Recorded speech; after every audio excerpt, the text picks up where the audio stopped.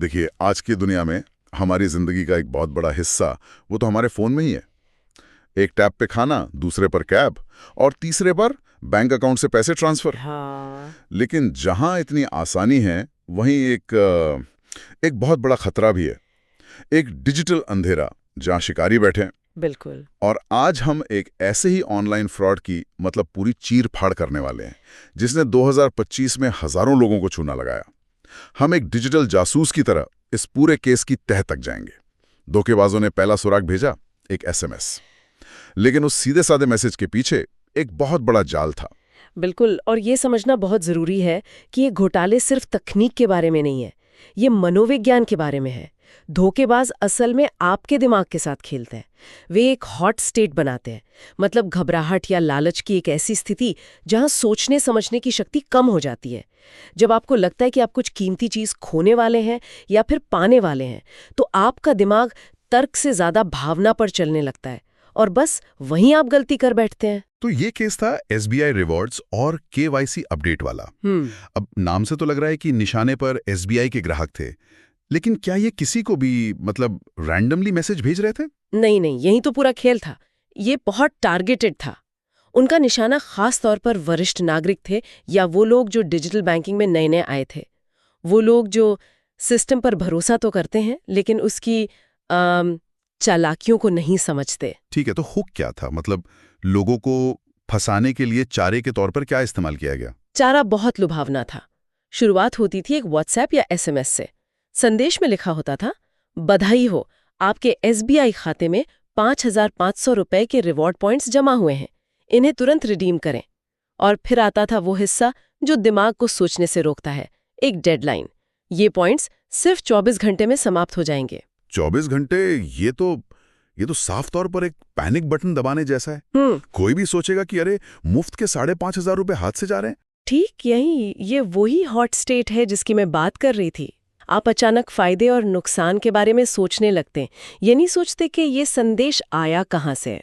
ज्यादातर लोग ये जांचने के लिए बैंक को फोन नहीं करते, वो तुरंत उन पॉइंट्स को पाने की कोशिश में लग जाते हैं। पर क्या ये सिर्फ लालच है? मुझे लगता है कई लोग, खासकर हमारे बुजुर्ग, वो तो बैंक के नाम से आए संदेश को मतलब आधिकारिक मानकर उस पर भरोसा कर लेते हैं। यहाँ भरोसे का गलत इस्तेमाल ज्यादा बड़ा मुद्दा नहीं है। ये बहुत जरूरी बात है। ये लालच और भरोसे का एक बहुत खतरनाक मिश्रण है। धोखेबाज पहले बैंक की विश्वसनीयता का इस्तेमाल करते हैं आपका भरोसा जीतने के लिए, और फिर रिवॉर्ड का लालच देकर आपसे जल्दबाजी में वो काम करवाते हैं जो आप ठंडे दिमाग से कभी नहीं करते। तो जैसे ही किसी ने उस संदेश पर भरोसा किया, अगला कदम क्या था? संदेश में जरूर कोई लिंक दिया होगा, है ना, कि पॉइंट्स रिडीम करने के लिए यहां क्लिक करें। बिल्कुल, और वही क्लिक इस पूरे घोटाले का दरवाजा खोलता था। लिंक पर क्लिक करते ही एक फाइल डाउनलोड करने का प्रॉम्प्ट आता था।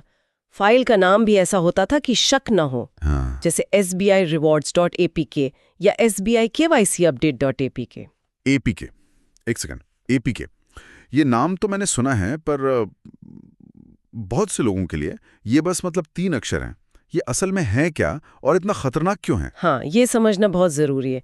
देखिए, APK का मतलब है एंड्रॉयड एप्लीकेशन पैकेज। अब इसे एक खुले दरवाजे की तरह समझिए। जब आप गूगल प्ले स्टोर से कोई ऐप डाउनलोड करते हैं तो गूगल उस दरवाजे पर एक सुरक्षा गार्ड खड़ा करता है जो ऐप की जांच करता है। लेकिन जब आप किसी अनजान लिंक से सीधे एपीके डाउनलोड करते हैं तो आप उस सुरक्षा गार्ड को हटाकर किसी को भी सीधे अपने फोन के अंदर आने दे रहे हैं। मतलब आपने खुद ही चोर के लिए दरवाजा खोल दिया। बिल्कुल। ये तो दिमाग चकराने वाली बात है। सिर्फ एक फाइल डाउनलोड करने से इतना सब कुछ? मुझे ये समझना है कि वो ऐप फोन के अंदर ऐसा क्या करता है कि आपका पूरा बैंक अकाउंट उनके कब्जे में आ जाता है। एक बार वो ऐप इंस्टॉल हो गया, फिर धोखेबाजों का काम 4 चरणों में पूरा होता है।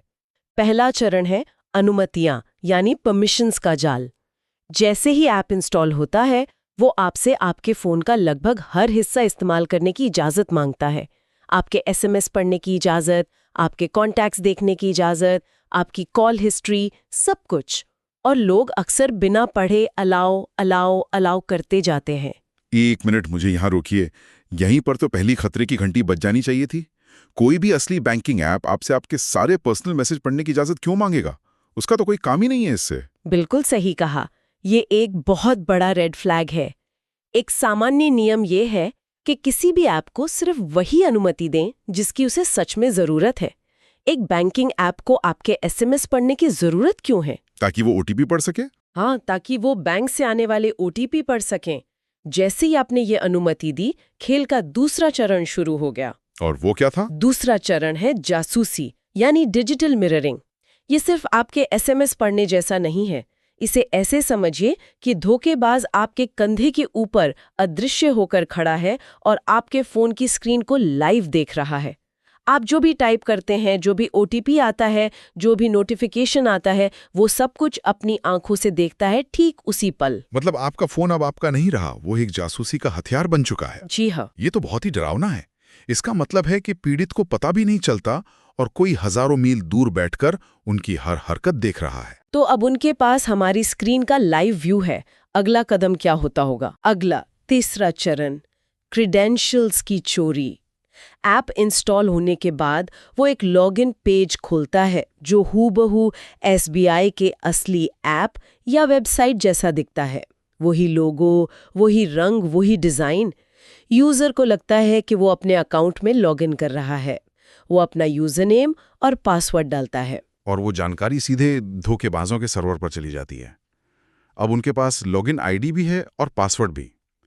मैं अंदाजा लगा सकता हूं कि अगला कदम पैसे ट्रांसफर करना होगा, लेकिन उसके लिए तो ओटीपी चाहिए होता है जो बैंक हमारे फोन पर भेजता है। और यहीं पर उनका पूरा जाल काम आता है। चौथा और आखिरी चरण, लूट यानी ट्रांजैक्शन।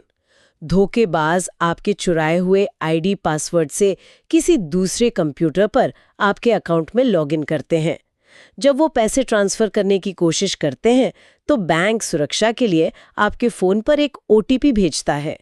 लेकिन याद है, वो आपके फोन की स्क्रीन को लाइव देख रहे हैं। हाँ। जैसे ही ओटीपी का मैसेज पॉपअप होता है, वो उसे वहीं से पढ़कर अपने कंप्यूटर में डाल देते हैं और ट्रांजैक्शन पूरा कर लेते हैं। और पीड़ित बेचारे को शायद तब तक पता भी नहीं चलता जब तक उनके अकाउंट से पैसे कटने का मैसेज नहीं आता। कई बार तो वो मैसेज भी नहीं देख पाते, क्योंकि धोखेबाज उस मैसेज को तुरंत डिलीट भी कर सकते हैं। मुझे एक मामला याद है जहां पुणे के एक रिटायर्ड टीचर ने अपनी पेंशन का बड़ा हिस्सा खो दिया। उन्होंने बाद में बताया, मुझे लगा बैंक मेरे रिवॉर्ड पॉइंट्स के लिए मेरी मदद कर रहा है। मैंने तो बस वही किया जो संदेश में लिखा था। ओह। ये दिखाता है कि ये सिर्फ तकनीक की नहीं, भरोसे की लड़ाई है। उनका भरोसा ही उनके खिलाफ हथियार बन गया। ये सुनकर बहुत दुख होता है। तो ये साफ है कि हमें बहुत ज्यादा सावधान रहने की जरूरत है। हमने बीच बीच में कुछ रेड फ्लैग्स की बात की, लेकिन चलिए अब साफ तौर पर बात करते हैं कि लोग खुद को ऐसे खतरनाक घोटालों से कैसे बचा सकते हैं। देखिए, बचाव के 3 सुनहरे नियम हैं।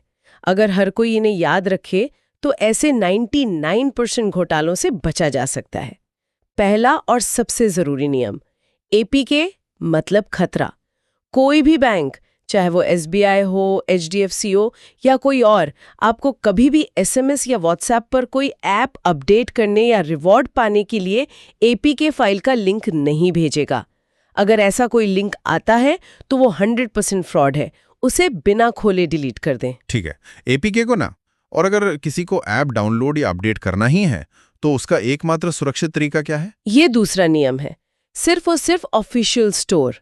अगर आप एंड्रॉयड फोन इस्तेमाल करते हैं तो सिर्फ गूगल प्ले स्टोर से ऐप डाउनलोड करें। अगर आईफोन है तो एप्पल ऐप स्टोर से। ये स्टोर एक तरह के किले हैं जिनकी दीवारों पर सुरक्षा गार्ड खड़े हैं। हर ऐप को वहां आने से पहले कई सुरक्षा जांचों से गुजरना पड़ता है। किसी अनजान लिंक से ऐप डाउनलोड करना मतलब किले का दरवाजा तोड़कर किसी को भी अंदर बुलाना। लेकिन एक सवाल है, हम कभी-कभी सुनते हैं कि गूगल प्ले स्टोर पर भी खतरनाक ऐप्स आ जाते हैं। तो क्या सिर्फ ऑफिशियल स्टोर से डाउनलोड करना ही काफी है, या हमें ऐप चुनते वक्त डेवलपर का नाम या रिव्यूज जैसी चीजों पर भी ध्यान देना चाहिए? बहुत अच्छा सवाल है। हाँ, कभी-कभी खतरनाक ऐप सुरक्षा को भेद कर अंदर आ जाते हैं। इसलिए ऑफिशियल स्टोर से डाउनलोड करते समय भी थोड़ी समझदारी दिखाएं। देखें कि ऐप के डाउनलोड कितने हैं। असली एसबीआई ऐप के करोड़ों डाउनलोड होंगे, जबकि नकली ऐप के शायद कुछ हजार। अच्छा। ऐप के नीचे दिए गए रिव्यूज पढ़ें और सबसे जरूरी डेवलपर का नाम देखें। ये आपको अतिरिक्त सुरक्षा देगा। और तीसरा नियम, वो 24 घंटे में एक्सपायर हो जाएगा वाली घबराहट से कैसे बचें? तीसरा नियम है जल्दबाजी धोखेबाज का हथियार है।